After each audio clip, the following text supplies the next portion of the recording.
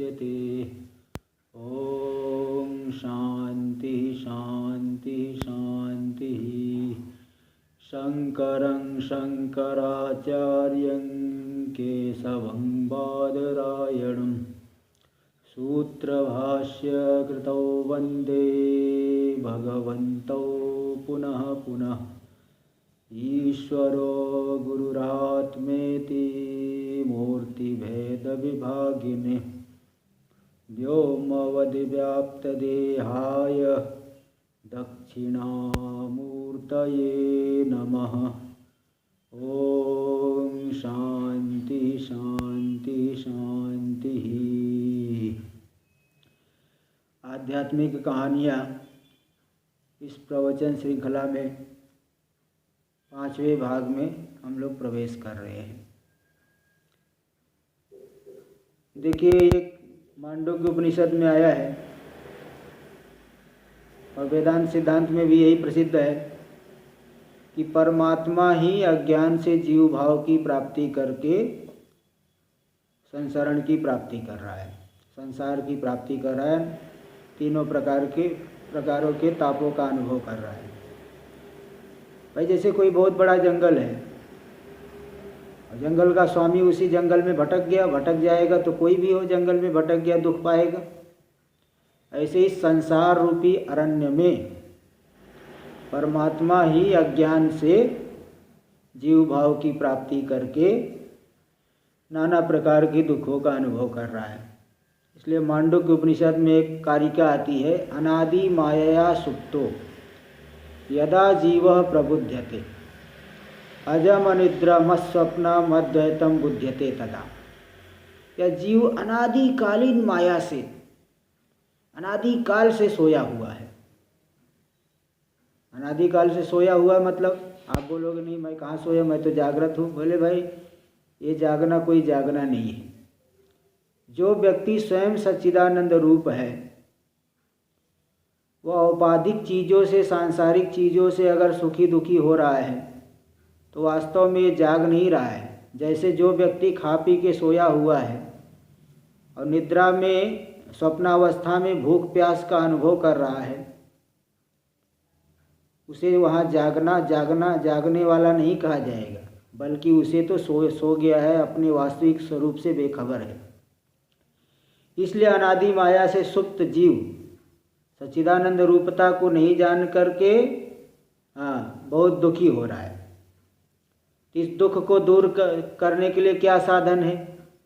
जो मूल कारण है अज्ञान, उस अज्ञान को दूर करने के लिए जब आचार्य की शरण में, किसी तत्वज्ञानी गुरु की शरण में जाकर के साधना करेगा, उनसे उपदेश की प्राप्ति करेगा, तो अज्ञान का नाश हो करके ही फिर सांसारिक दुखों की निवृत्ति होगी।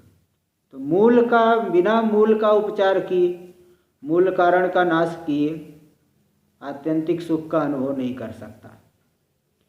इसलिए इस विषय में एक दृष्टांत हमारे कैलाश आश्रम के 10वें पीठाधीश्वर जी, परम पूज्य श्रोत्री ब्रह्मनिष्ठ स्वामी विद्यानंद गिरी जी महाराज बताया करते थे। वो बताते थे कि एक दृष्टांत की कोई व्यक्ति, एक बार उसके पेट में दर्द हुआ, तो पेट में दर्द हुआ तो उस दर्द को दूर करने के लिए किसी डॉक्टर के पास गया।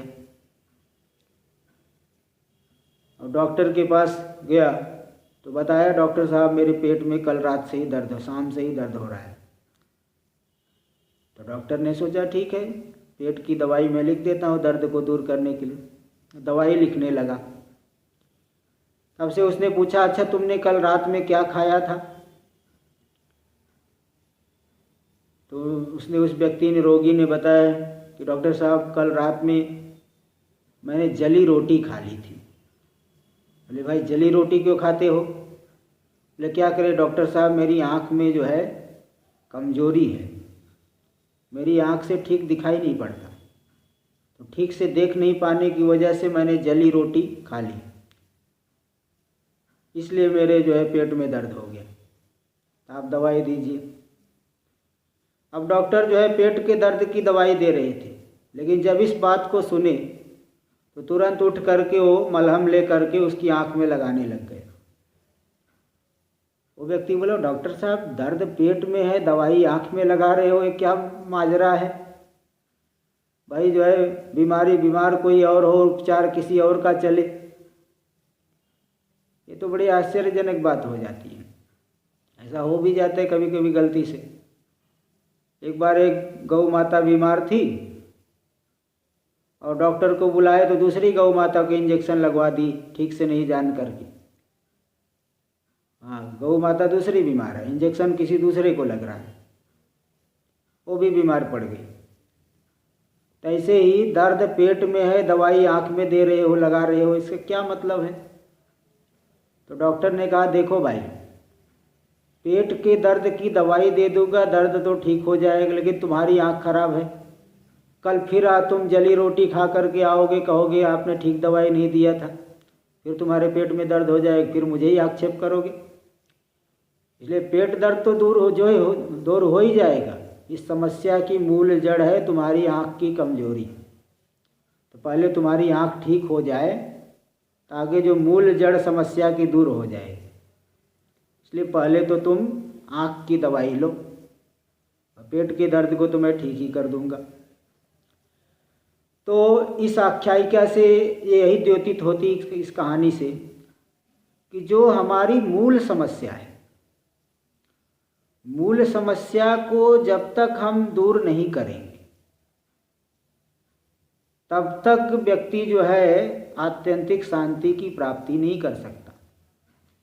यद्यपि शास्त्र में व्यवस्था है कि जो व्यक्ति सांसारिक सुखों को चाहता है, स्वार्गिक सुखों को चाहता है, शुभ कर्म करके उन सुखों की प्राप्ति कर सकता है। आप पुण्य कर्म करोगे स्वर्ग मिलेगा, लेकिन स्वर्ग जा करके भी वहाँ पे आत्यंतिक सुख का अनुभव नहीं कर सकते, क्योंकि वो अभी संसार के अंतर्गत ही आता है। तो स्वर्ग में भी जो वैषयिक सुख में जहाँ चाहे कहीं भी चले जाओ वहाँ तारतम्य रहता है, दुखी होना पड़ता है, और फिर वहाँ से नीचे भी पतन होगा, नीचे पतन होगा, फिर जो है ऐसी यहीं पे आ गया, जहाँ से गया था वही आगे। इसलिए आत्यंतिक रूप से अगर बीमारी को दूर करना है, समस्या को दूर करना है, तो अज्ञान के नाश के लिए प्रयत्न करना चाहिए। इसके लिए साधारण व्यक्ति क्या करे कि पहले विवेचन करके विषयों में थोड़ा जो है दोष देखे। दोष दर्शन नहीं किए करने से वैराग्य नहीं होगा, विषयों में दोष दर्शन करेगा, वैराग्य होगा।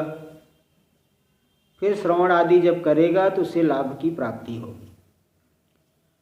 तो गुरु जी तो यही उपदेश देंगे कि भाई जो दोनों अवस्थाओं में तुम अनुभव कर रहे हैं सब स्वप्न के जैसे ही है। जो कुछ भी है, मेरा पुत्र है, मेरा पशु है, मैं इसका स्वामी है, मेरा नौकर, मैं सुखी, मैं दुखी, मैं इससे बढ़ गया, मैं इससे कम हो गया, ये तो जो है पूरा का पूरा स्वप्न जैसा ही दिख रहा है। तो जागृत भी स्वप्न है और स्वप्न तो स्वप्न है ही। इसलिए समस्या की मूल जड़ के ऊपर जब प्रहार करेंगे, अज्ञान दूर हो करके फिर आत्यंतिक शांति मिलेगी, जिसके विषय में ईशावास्य उपनिषद में आया, यस्मिन् सर्वाणि भूतानि आत्मैवा भूत बीजानतः तत्र को मोह क शोक एकत्वम अनुष्पश्यतः। जिस विज्ञान दशा में सभी भूत, पूरा का पूरा संसार ज्ञानी की आत्म रूप हो गया, आत्मा से भिन्न नहीं रहा, सभी भूतों को आत्मरूप ही देखता है, यानी भेद नहीं देखता, आत्मा व्यापक रूप में निष्ठ हो गया। तो तत्र यानी उस विज्ञान दशा में क्या मोह और क्या शोक। अज्ञान से भेद को देख करके शत्रु मित्र इष्ट अनिष्ट जान करके सुख दुख की प्राप्ति कर रहा था, लेकिन जब ज्ञान हो गया तो जिस विज्ञान दशा में सभी के सभी भूत इस ज्ञानी के आत्मरूप हो गए, उस विज्ञान दशा में एकत्व को जानने वाले ज्ञानी के लिए क्या शोक और क्या मोह, अर्थात शोक मोह की हमेशा के लिए निवृत्ति हो जाती है।